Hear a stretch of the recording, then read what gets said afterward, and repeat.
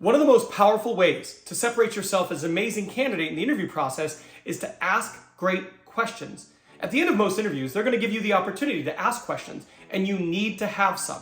But most candidates don't. In today's video, I'm going to give you 6 amazing questions to ask in your interview with Wells Fargo so you can differentiate yourself as an awesome candidate who they should move forward with and hire. Let's go. Now, the first question that I want you to ask in your interview is, what made you choose Wells Fargo? This is a great question because it gives the interviewer an opportunity to open up themselves. What matters to them? What made them choose Wells Fargo? What stood out? It's a great opportunity to let them share about themselves, for you to learn about them, and it's a great opportunity to collect information that you might want to use in a thank you email after your interview. Look, when people talk more, they feel like an interaction went better. But most of the time as a candidate, you're doing the bulk of the talking. This is a great opportunity to turn the tables, allow them to share some of what's meaningful to them, build the relationship, and allow them to see the interview in a positive light. That's question 1. Now, instead of company values, Wells Fargo has company expectations, right? So these are what they expect out of their people.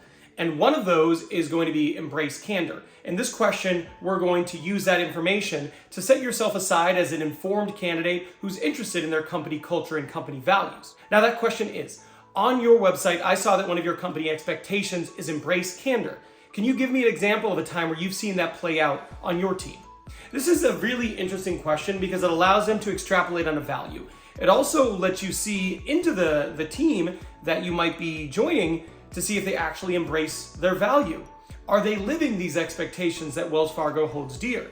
Now, some people might feel this is a bit aggressive of a question because it's basically a behavioral interview question, right? Can you give me an example of a time when? But this is a strong question. It shows that you did research, and it allows them to share their culture with you. And it can be pretty affirming to see that, they actually do live this, it is meaningful to them, and here's a great example of a value they say they hold dear. This next question is a great one. What are the skills or traits of people who have previously been successful in this role?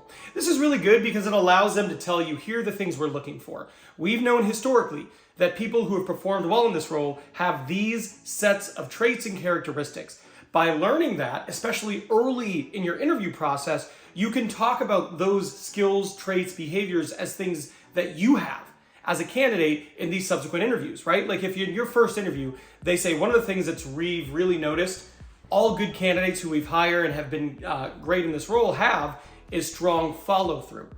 Well, when they ask you to describe yourself in these future interviews, you could say, well, I'm somebody who takes pride in their follow through and their commitment to get things done, etc., etc., etc. It's a great opportunity just to learn what makes people successful, but it also can give you a step up in future interviews. Another important thing when you're interviewing with a company is understanding their expectations.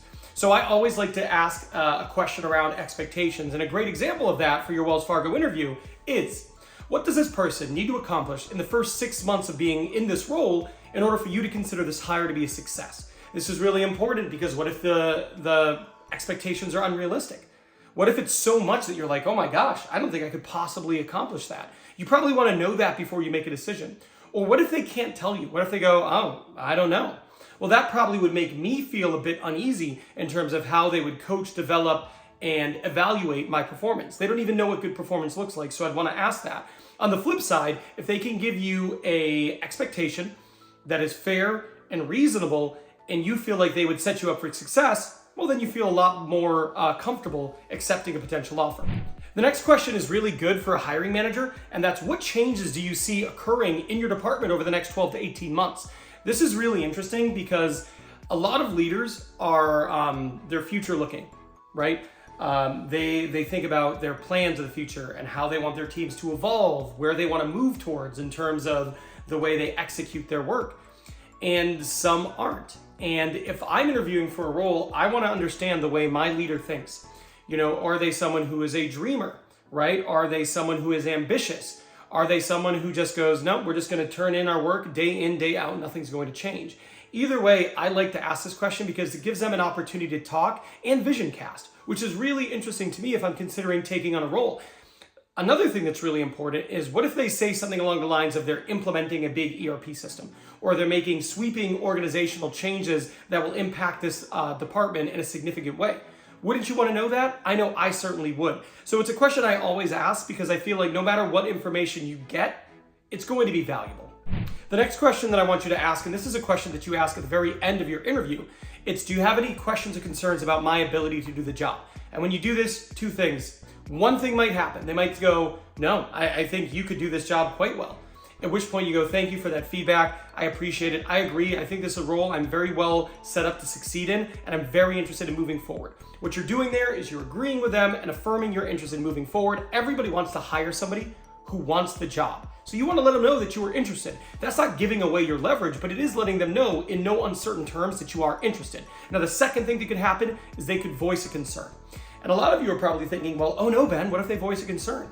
Well, they have the concern either way, right? The concern exists whether you know about it or not. But if you ask this question, it gives you a chance to politely rebuttal it and say something along the lines of, you know what, thank you so much for sharing that with me. I really appreciate it. I don't know if I did as good a job of explaining my background as I could have, but I actually do have this experience that you mentioned at A, B, and C company. I was in blank role, and I happen to do quite a bit of blank.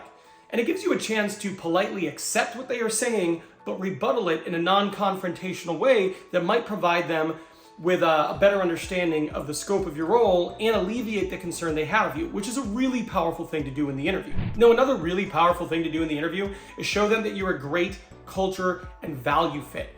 But that's not an easy thing to do, and it can be pretty hard to accomplish, which is why I made this video. This video here is going to give you everything you need so that in your interview, you can show them you are a great culture and value fit for Wells Fargo. And if you can do that, you're going to give yourself a massive advantage over other candidates. So I am done here, but I will see you over there.